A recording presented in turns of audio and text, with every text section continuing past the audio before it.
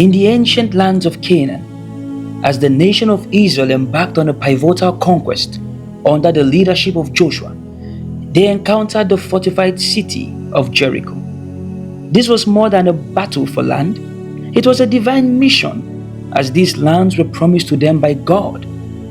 Prior to the battle, Joshua, heeding to divine instructions, warned the Israelites against taking any spoils from Jericho, except for gold and silver meant for God's treasury. This command was crucial. Any disobedience would bring a curse upon the nation, leaving them vulnerable in future battles. However, amidst the triumph over Jericho, a man named Achan from the tribe of Judah succumbed to temptation. He secretly took for himself a Babylonish garment, directly defying God's command. This act of disobedience brought unforeseen consequences. In their next battle against the smaller nation of Ai, Israel, expected to win easily, faced a shocking defeat. Perplexed and seeking answers, they turned to God, who revealed Achan's transgression. The punishment was severe.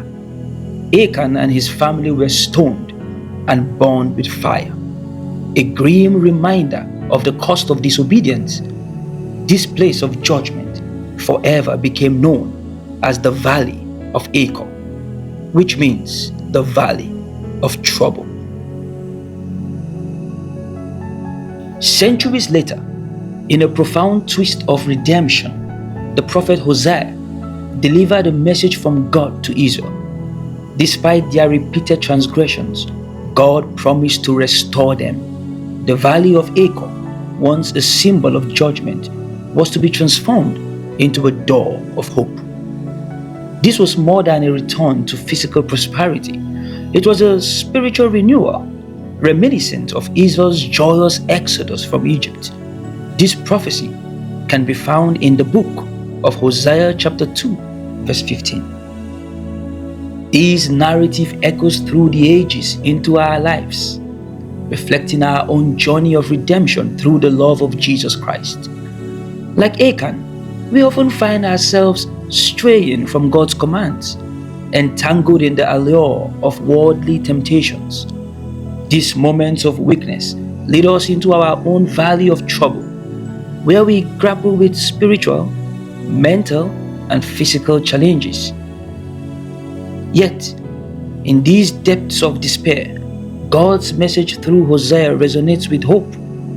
He offers us a fresh start, a chance to reset our walk with Him. He promises to turn our valleys of trouble into doors of hope, leading us into a life filled with joy and prosperity.